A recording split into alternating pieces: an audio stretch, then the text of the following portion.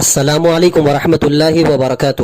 دوستو، شہر گلبرگہ کا تذکرہ ہو اور شیخ دکن رحمۃ اللہ علیہ کا تذکرہ نہ ہو تو گلبرگے کی تاریخ، بلکہ میں یوں کہوں تو بہتر ہوگا کہ اس وسیع و عریض سرزمین دکن کی تاریخ ادھوری رہ جاتی ہے۔ جیسے سرزمین دکن میں اسلامی سلطنت کو قائم کرنے میں سلاطین بہمنیہ کا اہم رول رہا ہے، ٹھیک اسی طرح سے اس وسیع و عریض دکن کے علاقے میں روحانی فیوز و برکات پھیلانے میں حضرت شیخ دکن رحمۃ اللہ علیہ اولین اولیاء کرام میں شمار ہوتے ہیں۔ آپ کا پورا نام قطب الاقطاب غوث الاسلام رکن الحق والدین حضرت شیخ محمد سراج الدین جنیدی رحمۃ اللہ علیہ ہے۔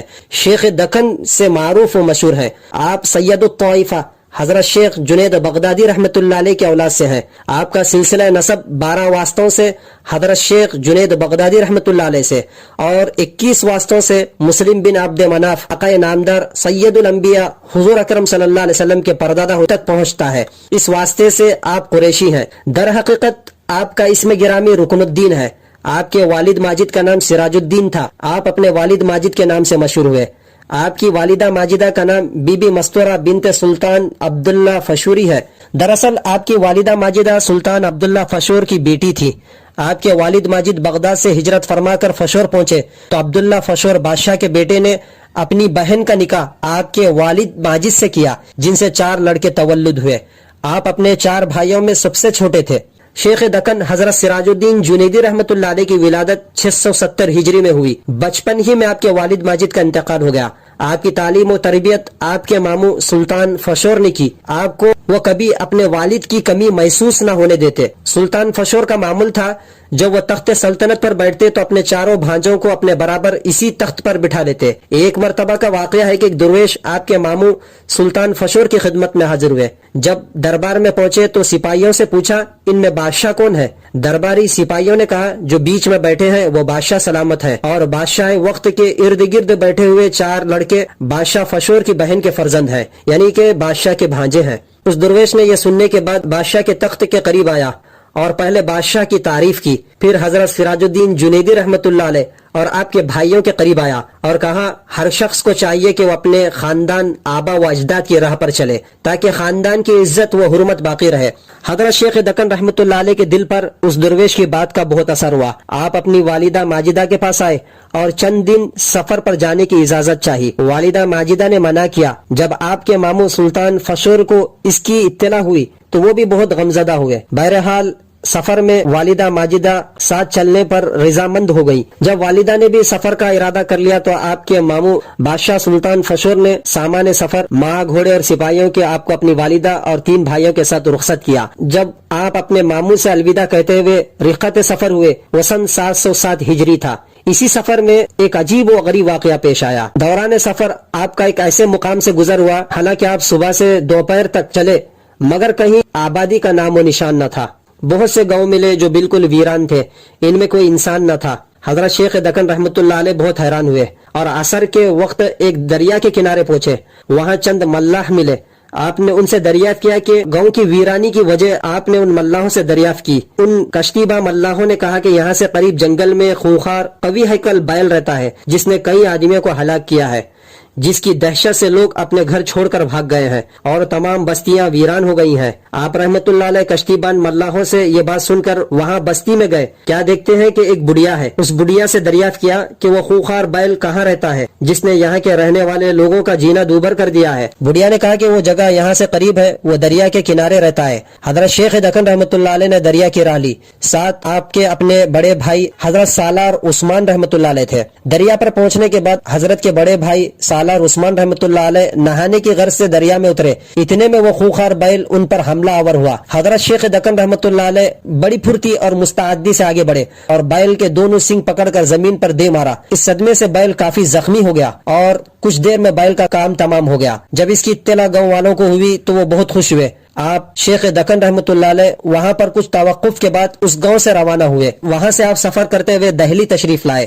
اس وقت سلطنت دہلی پر غیاث الدین تغلق حکمراں تھا۔ بادشاہ وقت نے آپ کے ساتھ بہت ہی اعزاز و اکرام کا معاملہ کیا۔ شہزادہ محمد تغلق آپ کا بہت متقد تھا۔ دہلی سے سفر فرما کر دکن کی جانب روانہ ہوئے۔ دوران سفر بیجاپور میں آپ کی والدہ ماجدہ کا وصال ہو گیا۔ یہاں قیام بیجاپور کے زمانے میں آپ کی کشف و کرامت کا واقعہ ظہور پذیر ہوا۔ ایک جوگی جو عجیب کرتبے دکھاتا اور غیر مسلموں کو اپنے جال میں پھانستا تھا، اس جوگی نے ایک بڑا بت خانہ تعمیر کروایا تھا جہاں وہ غیر مسلموں کو ان بتوں کی پوجا پاٹ پر آمادہ کرتا۔ جب آپ یہاں بیجاپور تشریف لائے تو آپ کی کشف و کرامات دیکھ کر غیر مسلم اسلام میں داخل ہونے لگے۔ اس جوگی کو اس بات کا علم ہوا تو اس نے آپ سے مقابلے کی ٹھان لی۔ ایک دن وہ جوگی کرتب دکھاتے ہوئے ہوا میں اڑنے لگا، لوگ اسے دیکھ کر معتقد ہونے لگے اور اس کی تعریفیں کی جانے لگی۔ حضرت شیخ دکن رحمت اللہ علیہ کی غیرت ایمانی اور حمیت اسلامی جوش میں آئی۔ آپ نے اپنی جوتی پر نظر ڈالی، آپ کی جوتی اڑ کر جوگی کے اوپر اس کے سر پر برسنے لگی، جس کی تاب نہ لا کر جوگی زمین پر گر پڑا۔ بہت سر پٹایا، منتر پڑے، پھر بھی کام نہ بنا۔ تب اس جوگی نے سمجھا کہ یہ بہت بڑی قدرت خداوندی کا کرشمہ ہے جو مجھ جیسے عجیب کرتبی جوگی پر حاوی ہے۔ اس وقت کلمہ پڑھ کر اسلام قبول کر لیا۔ دکن میں بہمانی سلطنت کے قیام میں آپ کا بڑا رول رہا ہے۔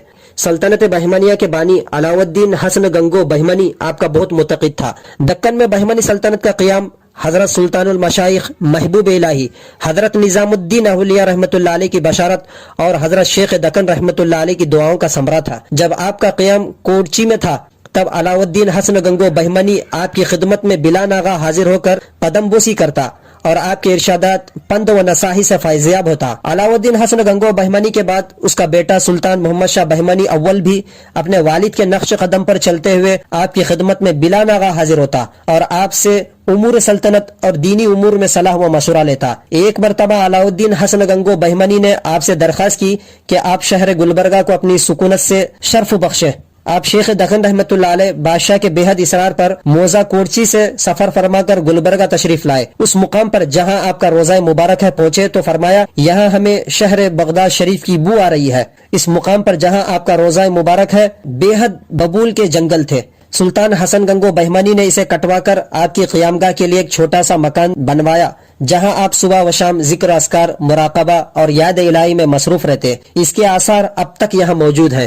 بادشاہ ہر صبح آپ کی زیارت کے لیے حاضر خدمت ہوتا اور غربا و فقراء میں لنگر تقسیم کرتا۔ آپ کے بے حد کشف و کرامات تاریخ کتب میں موجود ہے۔ علاؤ الدین حسن گنگو بہمانی کے پوتے محمد شاہ بہمانی کے بیٹے مجاہد شاہ بہمانی کی رسم تاج پوشی آپ نے یہی ادا کی۔ مجاہد شاہ بہمانی اپنے باپ دادا کی طرح اولاً آپ کا معتقد تھا۔ ایک دن مجاہد شاہ بہمانی آپ کی خدمت میں حاضر ہو کر قلعہ ادونی پر چڑھائی کی غرض سے آپ سے مشورہ طلب کرنے کے لیے حاضر خدمت ہوا۔ آپ نے اسے فتح و کامرانی کی بشارت دی۔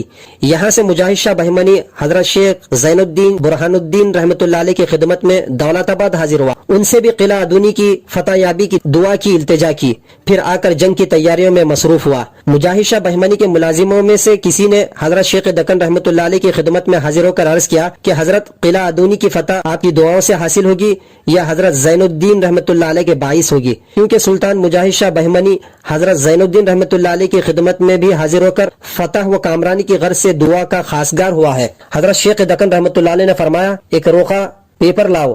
جب حاضر کیا گیا تو آپ شیخ دکن رحمت اللہ علیہ نے بادشاہ مجاہد شاہ کے نام لکھا کہ قلعہ ادونی کی فتح کا باعث میں ہی ہوں گا انشاءاللہ۔